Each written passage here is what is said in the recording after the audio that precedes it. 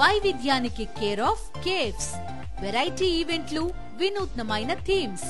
పూర్తి వివరాలకు చదవండి రేపటి సాక్షి దినపత్రిక. చంద్రబాబు 100 రోజుల పాలనపై వైఎస్ఆర్సీపీ రాజ్యసభ సభ్యులు విజయసాయిరెడ్డి ఎక్స్ వేదికగా సెటైర్లు వేశారు. సూపర్ 6 పాలన అంటే ఇదేనా అని వ్యంగ్యాస్త్రాలు సంధించారు. హింసను ప్రేరేపించి వైఎస్ఆర్సీపీ మద్దతుదారులను చంపించారన్నారు. 3 నెలల్లో 19,000 కోట్ల రూపాయల అప్పు చేశారన్నారు. కీలక సంక్షేమ పథకాలు ఆపేశారని, అక్రమ నివాసం కోసం విజయవాడ వరదలకు కారణమయ్యారని విమర్శించారు. విశాఖ స్టీల్ ప్లాంట్ ప్రైవేటీకరణకు అనుకూలంగా 2 బ్లాస్ట్ ఫర్నేస్లను షట్డౌన్ చేశారన్నారు. కూటమి మేనిఫెస్టో నుంచి ప్రజల దృష్టిని మళ్లించేందుకు టీటీడీ లడ్డూపై దుష్ప్రచారం మొదలుపెట్టారన్నారు విజయసాయిరెడ్డి. చంద్రబాబు 100 రోజుల పాలనపై వైఎస్ఆర్సీపీ రాజ్యసభ సభ్యులు విజయసాయిరెడ్డి ఎక్స్ వేదికగా సెటైర్లు వేశారు. సూపర్ 6 పాలన అంటే ఇదేనా అని వ్యంగ్యాస్త్రాలు సంధించారు.